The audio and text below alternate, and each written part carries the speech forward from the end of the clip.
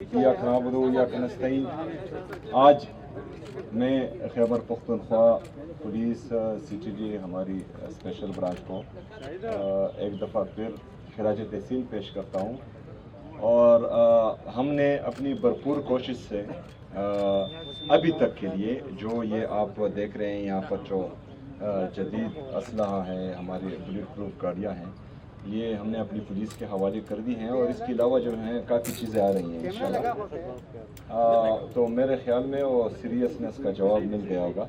और ये पुलिस हमारी हैं ऑलरेडी जो है, हमारी पुलिस ने, हमारी फ़ौज ने, हमारी FC ने, हमारे बाकी जितने भी हमारे लॉ इन्फोर्समेंट एजेंसीज़ हैं, सिक्योरिटी फोर्सेस हैं, दहशत गर्दी की जंग में इन सब ने बहुत ज़्यादा कुर्बानियाँ दी हैं।